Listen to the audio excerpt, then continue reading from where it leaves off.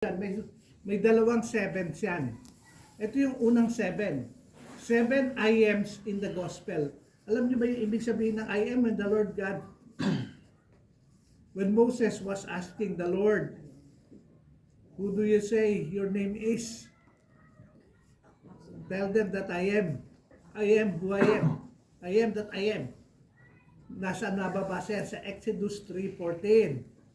That same I am, the moment the Lord Jesus Christ would use that I am, tayo hindi naman kasi tayo Hudyo. Sa atin wala yon, ego eimi.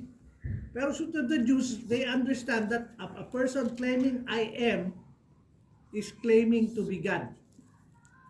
Okay? Because that's the name of the Lord. I am.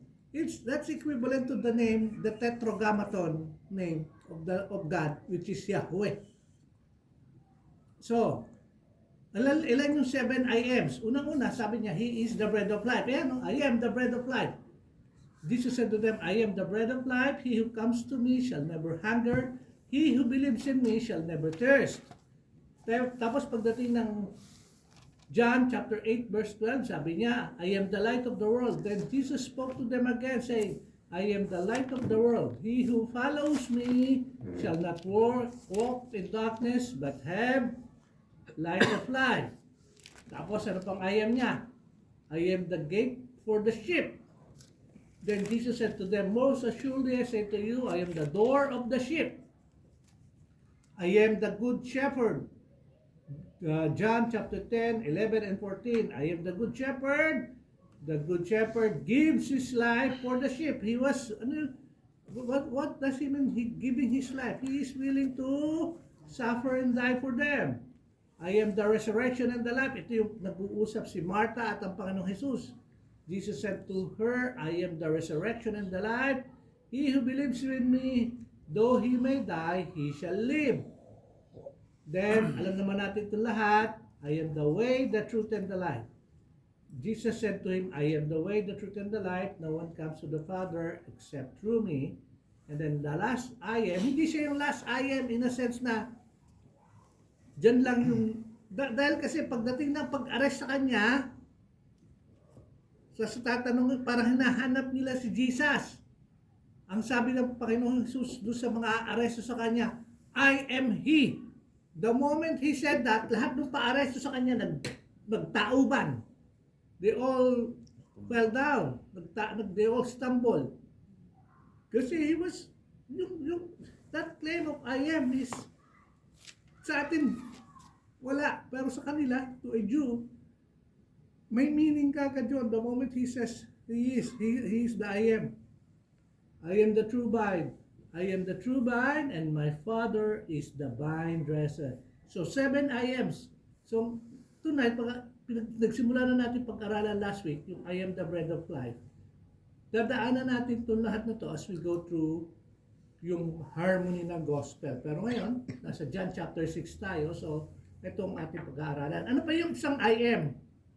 Ito, gusto ko, in your own time, basahin nyo na lang. Ano pa? May 7 signs din sa Gospel of John. 7 lang. 7 signs. Ang unang sign is sa wedding in Cana. Changing water into wine. John chapter 2, 1 to 11. So if you want to know where is that event, andyan. Then, healing of the official son in Capernaum. John chapter 4, 46 to 54. Dinaanan na natin ito, pinag-aralan na natin. Healing an invalid at the pool of Bethesda. Nabasa na rin natin yan, pinag-aralan na rin natin, nasa John din. John chapter 5, 1 to 18. Yung first 3 signs show how salvation comes to a sinner. Salvation comes through faith in the Lord Jesus Christ. Okay? Tapos the last 4 signs show the result of salvation in the believer. Feeding the 5,000, bakit ito sign to the believer? Kasi the Lord was more interested to teach the disciples, the believers, ano yung magiging role nila sa kanyang kingdom. Hindi nila kayang i-provide, but it is God who will provide. Hindi nila kayang gawin yung miracle, but God through the Lord Jesus Christ will do the miracle. Ano lang yung role ng believer? Is to distribute what God has provided. To a believer now, what can we distribute? The Word of God. Tell others about the Word of God. Okay? Walking on water of the Sea of Galilee. Yan. Kasi pang disciple, pang believer to. Bakit? Nakita nila that the God that they worship, the Lord Jesus, can do what? Great things. Tandaan nyo, it may be just a miracle walking on water, pero marami itong kalakip na miracle. Ha? Pagsakay ng Panginoon sa boat, tumigil yung wind. Pagsakay ng Panginoon sa boat, nandun na sila sa pupuntahan nila. Siyam na oras na nagsasagwan yung mga disciples, hindi pa nakarating. This is all about for the disciples to see that the Lord that they worship is truly the Messiah. Okay? Healing the blind man in Jerusalem. Yan, papag-aralan pa natin yan. And then, the raising dead Lazarus in Bethany. But siya importante, it's not for us to be saved. It is for us to realize that who is the Lord Jesus Christ? He is the resurrection in the life. He who believes in Him, though he die, shall live. So para sa mananampalataya yung apat na huling signs. Okay, ngayon, balik tayo. The parable of the bread of life. O si Cairo tayo magsimula magbasa. Read John 6:47-51. Truly, truly, I say to you, he who believes has eternal life. I am the bread of life. Your fathers ate the manna in the wilderness, and they died. This is the bread which comes down out of heaven, so that one may eat of it and not die. I am the living bread that came down out of heaven. If anyone eats of this bread, he will live forever. And the bread also which I will give for the life of the world is my flesh. We find his next, truly, truly, I say to you. Ayan, okay. So, yan ha. What are the things that we should remember? Yan. Una, nagsimula siya sa salitang truly, truly, I say to you. Ano yan? He who believes has eternal life. Ano pinag-uusapan nila? About the bread of life. So, who believes in whom? In Jesus Christ. Tapos sinabi niya na uli, I am the bread of life. Di ba binasa na natin yan kanina? Inulit niya na naman. Yan. So kasi, bakit niya dapat ulitin? Dito, alam mo, nang kausap niya rito are Jews. Bakit? They are the only ones who experience eating manna. Very specific sa Jew yan. So, very specific na mga kausap na dito are mostly Jews. And yet, those who ate manna in the wilderness, they died. Anong best, easiest way to know that they died? Kuya, lahat ba na kumain ng manna? Yes, they died. Dalawa lang ang naiwan. Si Caleb at si Joshua. The rest, wala. Even Moses, he was not able to go to the promised land. So, because Caleb obeyed the Lord wholeheartedly, Joshua was the next leader who also obeys the Lord fully. Sila lang dalawa. They were the ones that gave a good report. Yan. So they died. They literally died in the wilderness. Bakit? Kaya dapat pagka binabasa mo to, alam mo yung history. Kasi this is about the nation of Israel. Kasi nagalit ng Panginoon sa kanila. Yung 40-day journey becomes 40 years. In the wilderness, paikot-ikot sila. Tapos sabi ng Panginoon sa verse 50, this is the bread which comes down out of heaven, so that one may eat of it and not die. Ngayon, bigla niyang pinasok, I am the living bread that came down from out of heaven. If anyone eats of this bread, he will live forever, and the bread also will give life of the world is my flesh. Pagka pinag-aralan yan, parang kaya tayo dito, as if you were a previous non-Catholic, you would have that teaching na yung pagkain mo ng ostya is pagkain ng bread. Hindi yung yung ceremony of the Last Supper, he was not teaching about him the bread of life. He was just telling the disciples that yung body niya, picture yun eh, would go through the cross and suffer for them. Kaya magkasama, his body and his blood. So when we do it, we remember what Christ has done for us in the cross. Kaya sabi niya, do this in remembrance of me. Walang kapangyarihan yung pagkain nun kasi hindi naman yun ang gustong ituro ng Panginoong Jesus doon sa mga Jew. Unang-una, during those times, nung sinabi ito ng Panginoon, He has not yet made yung discussion about the bread of, yung this is my body broken for you. Nasa last section na ito ng Biblia, he was about to die. It was just a reference of his forthcoming death. Kaya nga, sa Passover to, yung last night, bago siya i-betray, dun to ginawa eh. So iba ito doon sa event na yun, sa event na to. Okay? So basahin na natin ngayon. Yung mga background lang yun. Sige, Ruth. Here he turns his verbal spotlight onto the parable of the bread of life. Remember that a parable is always based upon real life.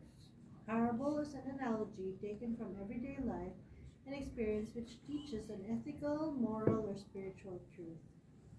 Here in this section, the eating of bread is the real-life experience he is using as an analogy. And the point made by this real-life experience is that eating bread sustains our life until we die. The patriarchs ate manna in the wilderness, and they died. Yeah. So yun yung reason. May reason. Hindi siya pwedeng gamitin as yung bang literal mong binasa, nagsasalita ang Panginoon, I am the bread. Ibig ba sabihin, kakainin mo ang Panginoon? No. He was just analogizing something for them to learn, for them to see. Okay? I-explain to much better. Sige, nabasa. The key elements of the parable are the bread which is eaten, the act of eating the bread, and the outcome of the eating, which is life sustained until death. What are the spiritual realities presented by these elements? Number one, Jesus already declared that He is the bread. Two, the act of eating of the bread is the act of believing that He is the Messiah. Yan. Yun ang analogy noon. Hindi yung literal na kakainin mo, kundi yung mananampalataya ka doon sa bread of life. Yun yung the act of believing. Kaya kapag babalikan natin, diyan siya nagsimula, truly, truly, I say to you, he who believes has eternal life. Then pinasok niya kagad, I am the bread of life. Kung yung regular na pagkain lang, they ate manna and yet they died. But ako, you have to believe in me that I am the bread of life. Okay? Yan, sige, basa. At this point in time, they do not have to believe that He died for their sins and rose again for that. He has not yet happened, but they do have to believe that He is the messianic person, and if they believe, then they will have this new kind of life He is offering. Yan. Okay, ha? So tayo, we believe that He died for us, He rose again from the dead, and through Him, we have eternal life. Sa kanila, kasi kasama pa lang po, He was speaking to them. You just have to believe that He is the Messiah. Bakit? Ang tanong ko, bakit? Bakit kailangan sabihin na kailangan silang, that they have to believe that He is the Messiah? Question. Answer.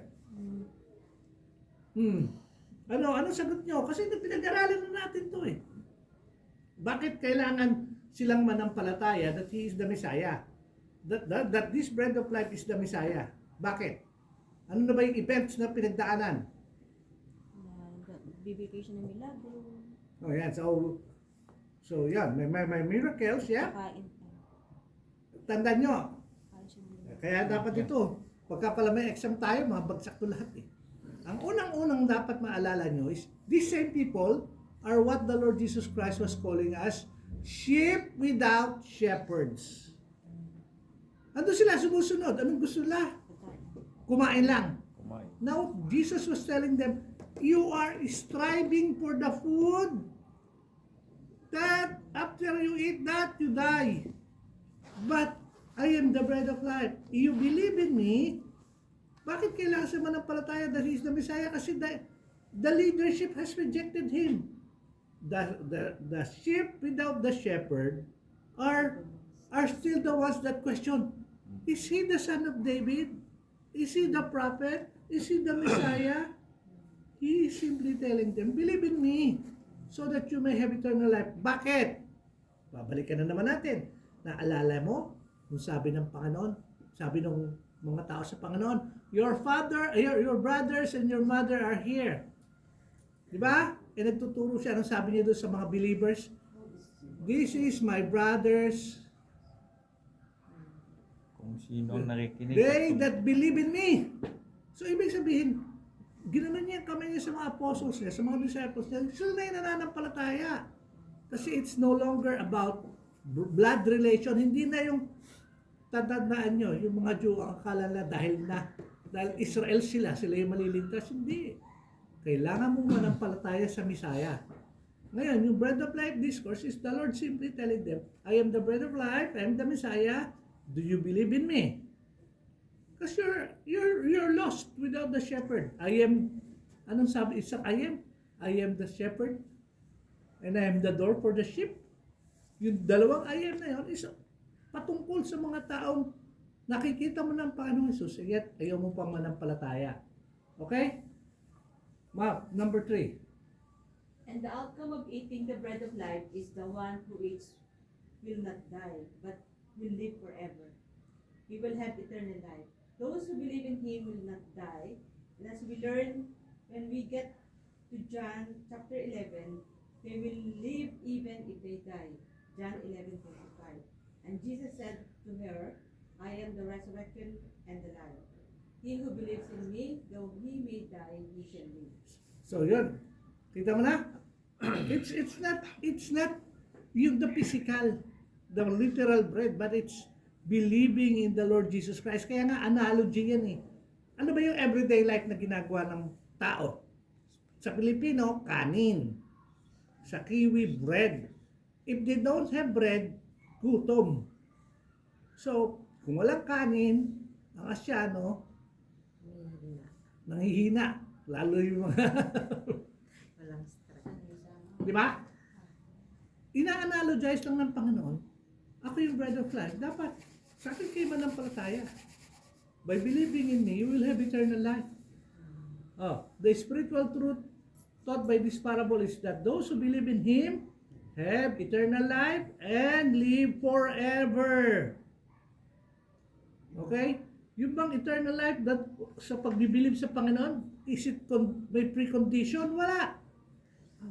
The only thing that He requires is faith in Him. O Mark, ikaw naman. The question, John 6:52. Then the Jews began to argue with one another, saying, how can this man give us his flesh to eat? mali yung pagkakaunawa. Oh. Clearly, the Jews do not understand the parable, and this is one of the reasons he uses parables. The parable restated. He answered your question in John 6:52-58, but he continues to speak in terms of the parables. So Jesus said to them, truly, truly, I say to you, unless you eat the flesh of the Son of Man and drink his blood, you have no life in yourselves. He who eats my flesh and drinks my blood has eternal life. I will raise him up on the last day. For my flesh is true food, and my blood is true food. He who eats my flesh and drinks my blood abides in me, and I in him. As the living Father sent me, and I live because of my Father. So he who eats me, he also will live because of me. This is the bread which came down out of heaven, not as the Father ate and died. He who eats this bread will live forever. Lalo nang nagulo, lalo nang kumbaga sa the noble emphasis na ng Panginoon. Flesh and blood na. Di ba, ikaw ang babasa niyan at hindi mo uunawaan yung Biblia na hindi mo alam kung bakit nagbibigay ng parable ang Panginoon, literal mo siyang tatanggapin. Imposible, katulad mo yung mga Hudyo. Then the Jews began to argue with one another, saying, how can this man give us his flesh to eat? Bakit? Babawal sa kanila yun eh. Di ba? Cannibalism yun eh. Okay? Sige, Brother June. Again, he begins, truly, truly, I say to you. In order to highlight what he is about to say, then the end of verse 53 is the negative statement of the parable, and verse 54 is the positive statement of it. Now, notice the parallel between verse 40 and verse 54. Everyone who beholds the Son and believes in him will have eternal life, and I myself, I will raise him up on the last day. He who eats my flesh and drinks my blood has eternal life, and I will raise him up on the last day. Yeah, kita mo? Pag pinag-parallel mo yung, nasa isang chapter yan eh. Pag pinatakbo mo yung parehas na salita niya, mas maliwanag yung nasa itaas. Kasi it talks about beholding and believing. Kasi nakikita naman lang Panginoong Jesus during that time eh. He was there in the flesh.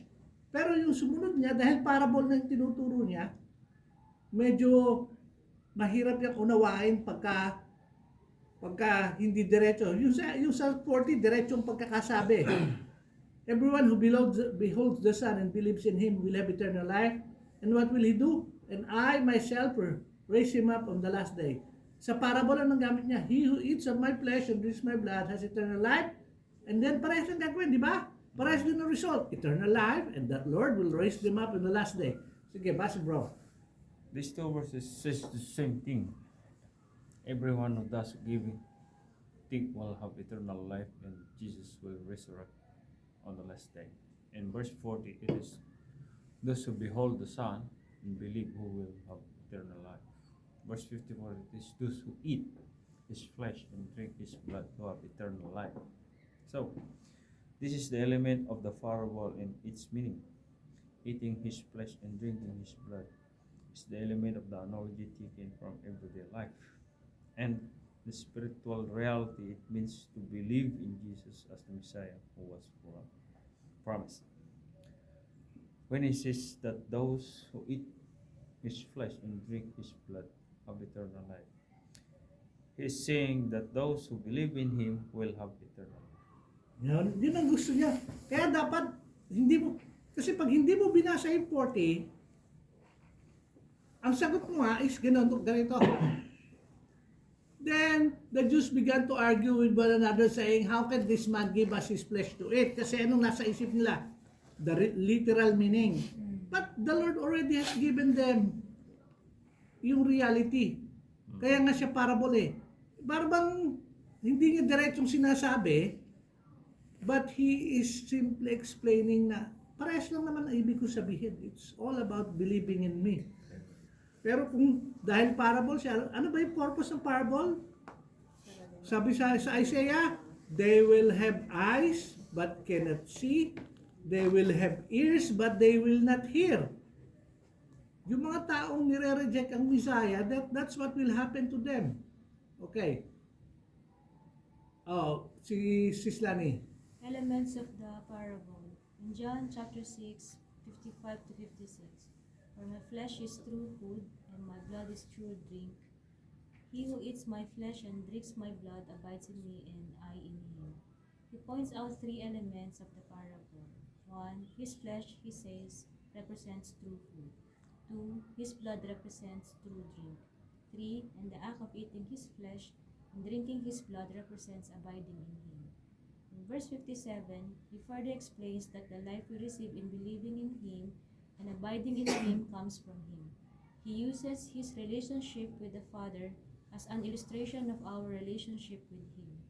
Just as he lives because of the Father, so we who believe in him will live because of him. Yan. So, mas lumiliwanag pa. Ayan. Kasi nire-represent lang, hindi naman siya talaga yung, gusto mo ba ng true food? Ako, ang true food. Gusto mo ba ng true drink? Ako, ang true drink. Oh. Ano nire-represent ng eating nun? It is abiding in the Lord Jesus Christ. Saan mo marinig yung abiding na word? Sa isang I am. Sa chapter 15. I am the vine, you are the branches. He who abides in me shall bear much fruit. For apart from me, you can do nothing. Basahin mo yung illustration. He uses his relationship with the Father as an illustration of our relationship with Him. Just as He lived because of the Father, so we who believe in Him will live because of Him. Ganun din yung ano. Kasi tayo, kung hindi tayo nag-a-abide sa Panginoon, hindi tayo magiging mabunga. Hindi naman natin kaya maging mabunga sa ating sarili. So yun din yun. O yan. Sis Lord, concluding contrast. Concluding contrast. Jesus concludes by returning to the contrast between the manna and the living bread. The former will not result in eternal life, but the latter will.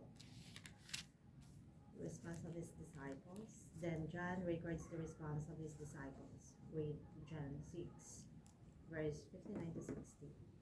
These things he said in the synagogue as he taught in Capernaum. Therefore many of his disciples, when they heard this, said, "This is a difficult statement. Who can listen to it?" The disciples referred to her to hear. Here are the larger group beyond the 12. Many of these also grumbled in the unbelief, and Jesus asked them if his teaching causes them to stumble. Yeah, tigil tayo ha. Kasi yung the word disciples, therefore many of his disciples, when they heard this is a difficult statement. Who can listen to it? Hindi naman yan necessarily yung mga apostles eh.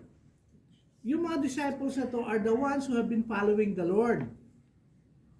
They still are on the fence. They are part of the group that is sheep without a shepherd. They are following. Anong purpose ng following? Parang sa church yan. Maraming pupunta sa church ang kanya-kanyang purpose. Kaya not everyone in the church is a believer. Pero there are believers in the church. Yun din yung grupo. There are those who are in that group, not that can be called disciples, because they are, ano ba yung disciple? Balikan muna natin yung salita, follower. Sumusunod. You don't become a Christian by being a follower. You become a Christian by believing in the Lord Jesus Christ. Okay? Oh, sige, basta si Isaiah. Isaiah 8:14 to 15. He will be as a sanctuary, but a stone of stumbling and a rock of offense to both the houses of Israel, as a trap and a snare to the inhabitants of Jerusalem. And many among them shall stumble. They shall fall and be broken, be snared and taken. Prophesied that for those who don't believe, the Messiah would be a stone of stumbling and a rock of offense. This is also referred to in Romans 9, verse 31 to 33, 1 Corinthians 1, 23 to 24, 1 Peter 2, 5 to 8. So maraming mga taga-Israel, the Lord Jesus Christ will become the stumbling block. Sinong number one na naging stumbling block ang Panginoon? Yung mga leadership, mga high priest. You know? The Lord Jesus Christ has become an offense to them, to the point that they wanted Him dead. Yan. So yung unbelief, those who don't believe, they are the ones that will stumble. You think you know Him, pero if you don't truly believe that He is the Messiah during that time, you will just following. You are one of those who just are interested in the daily food or the manna. Okay? Because they don't understand that He is speaking to them in parable. They think He literally means them to eat His flesh. So they are offended and grumble. Spiritual life, brother. Spiritual. Now see Jesus respond to their grumbling of his disciple. Read John 6:61 to 63. But Jesus, conscious that his disciple grumbled at this, said to them, "Does this cause you to stumble?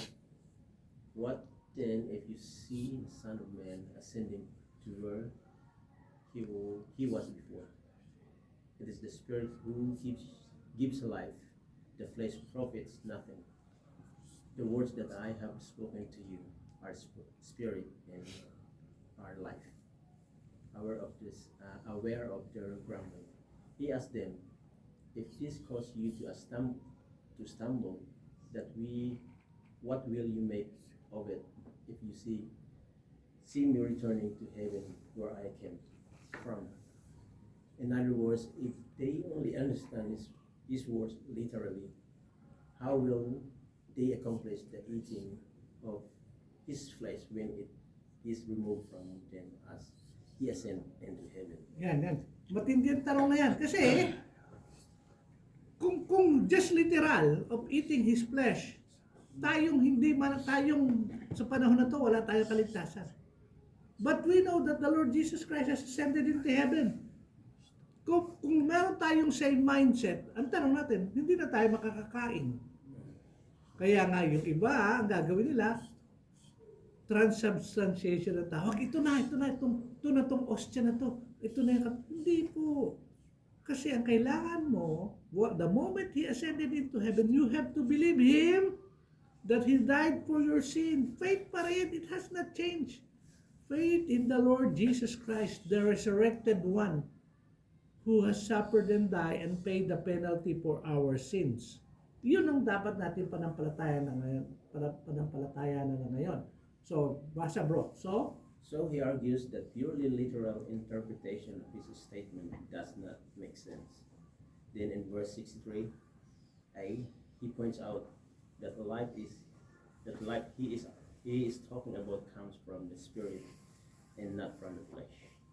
This is just what he told Nicodemus at the outset of his ministry.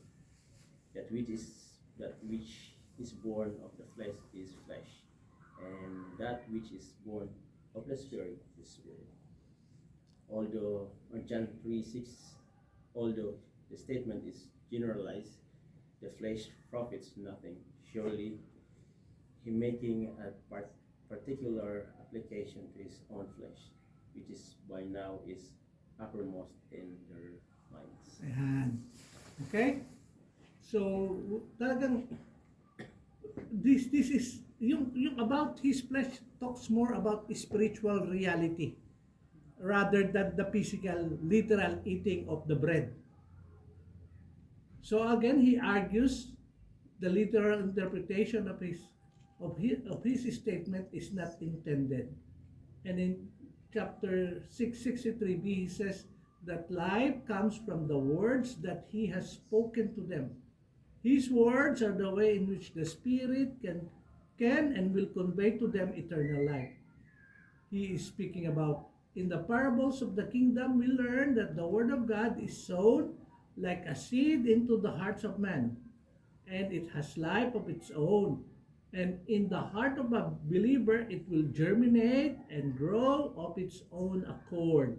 Yun yung parable of the seed. The word of God, the moment it's planted, it will grow. Now, here, he expresses the same idea when he says, the words that I've spoken to you are the spirit and are life. Parehas lang yun doon sa ibig sabihin doon sa parables of the kingdom, the parable of the seed. Hindi parable of the sower of the seed. Ano ba yung parable of the seed? May nagtanim. Tumutubo ng sarili niya. Lumalago. Pero wala namang ginagawa kasi ganoon na salita ng Diyos. Sa bawat isa sa atin, may kanya-kanya time na lumalago. Nakikilala natin ang Panginoon. Why? Because of the Word of God. The moment it's planted in our hearts, it would grow. We will mature. Sigurado siya because the words that He has spoken to you are what? Spirit and our life if you put your faith in Him. In verse 61, 63 then, He's pointing out to them that His statement cannot possibly be taken literally. Kaya yung problema ng mga Hudyo, hindi po literal ito, parable ito. He was simply telling you to believe Him. And the source of eternal life is not found in His flesh, but in His word that is, it is not my flesh, but my words that will bring eternal life. Sino ba ang Panginoong Jesus? John chapter 1. The word. The Word. And His word that He has spoken are the words of eternal life. Yan. Sige, Bro Erwin. Consequences of unbelief. Then he continues with the word but, which introduces a contrasting idea. Read what he says in John 6:64-65. But there are some of you who do not believe. For Jesus knew from the beginning who they were who did not believe, and who it was that would betray him. And he was saying, for this reason I have said to you, that no one can come to me unless it has been granted him from the Father. Here he points out that some of them do not believe. His words will bring life to those who believe, but some of them do not believe. Then he tells them that their unbelief has not taken him by surprise, because he knew from the beginning of his ministry who did not believe, and who would betray him. He continues, for this reason. For what reason? Because there are some of you who do not believe. And because some of them do not believe, he said to them that no one can come to me unless it has been granted to him from the Father. So yung talagang keyword is faith, believed in the Lord Jesus Christ. Yan. Sige bro, pasa. And the implication is that it won't be granted to those who do not believe, but only to those who believe. In other words, it is only to those who believe who will come to him. Yan. Results. That's all. Balik kayo sa Ruth. Now John records 3 results that follow from his discourse on the bread of life. Read verses 66 to 71. Verse 66. As a result of this, many of his disciples withdrew and were not walking with him anymore. So Jesus said to the 12, "You do not want to go away also, do you?" Simon Peter answered him, "Lord, to whom shall we go? You have words of eternal life. We have believed and have come to know that you are the Holy One of God." Betrayal foretold. Jesus answered them, "Did I myself not choose you, the 12, and yet one of you is a devil?" Now he meant Judas, the son of Simon Iscariot, for he, one of the 12, was going to betray him. Yan, pasa. In verse 66, there is a response from many of the disciples outside the apostolic group. As a result of this, many of his disciples withdrew and were not walking with him anymore. Makikita mo that they don't belong to the apostolic group kasi maliwanag naman yan. As a result, tapos verse 67, so Jesus said to the 12. So, separate yung 12 doon sa disciples. Alam mo na kagad. Okay? Secondly, sige Ruth. Secondly, there is a reaffirmation of faith on the part of the 11 of the 12 apostles. So Jesus said to the 12, "You do not want to go away also, do you?" Simon Peter answered him, "Lord, to whom shall we go? You have the words of eternal life. We have believed and have come to know that you are the Holy One of God." Yan. So yan, that is the acknowledgement ng 11 that they are truly believers. Bakit hindi kasama si Simon, si Judas Iscariot? Kasi nga ito na, betrayal. Yan. Mayroon 12, may devil, even among doon sa kanyang 12 na sumusunod, may isang devil and the Lord knows him. Okay? Mike, ikaw na, Peter. Peter acknowledges that what Jesus was Peter acknowledges that Jesus was declaring in verse 63 that Jesus has the words of eternal life. And he declares that unlike those who are living, 11 of the 12 apostles have believed in him. Thirdly, Jesus already knows who will betray him. Jesus answered to them, "Did I myself not choose you, the 12, and yet one of you is devil?" Now he meant Judas, the son of Simon Iscariot, for he, one of the 12, was going to betray him. Truly, truly, I say to you, 4 times in this discourse, Jesus used the words, "Truly, truly, I say to you," to focus the crowd's attention on what he was about to say. Now that we have looked in detail at what he said, let's go back to these words to see how he develops his argument. 1. The first one in verse 26, where he begins by pointing out that their motivation for seeking him. They are not seeking him because they saw the signs that authenticate his messiahship, but they are seeking him because they ate the bread and were satisfied. Then he points out that bread perishes, but the food of the Son of Man provides endures to eternal life. The second one comes in verse 32, where he says, the true bread is given by the Father, who gives life to the world, and is satisfying of both hunger and thirst. The third one comes in verse 47, where he points out that those who believe have eternal life, and that he himself is the one they must believe in. The fourth one comes in verse 53, where he says that those who believe in him will have eternal life, and he will raise them up on the last day. Son, all those truly, ang summary nun is itong mga to. Truly, kaya lang kayo sumusunod kasi nabusog kayo.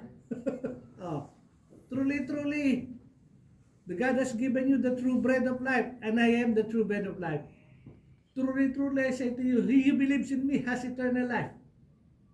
Truly, I say to you, I will raise those who believe in me on the last day. Certain ba ang kaligtasan? Certain. Okay? Review. In this discourse, he is teaching the crowd in parables because his messiahship has been rejected by the leaders of Israel. He speaks in parables so they won't understand. And even many of his disciples don't understand and stop following him. With one exception, the apostles understood and believed. But in Judas, we find the beginnings of his apostasy. The key message of this discourse is that eternal life is given to those who believe in him. And this is the fact that the very purpose for which he was sent by the Father, a purpose that will be accomplished. In spite of their unbelief, there will be those who believe and receive eternal life. And they who believe are secure in him and will be raised up on the last day. Yun yung discourse ng bread of life.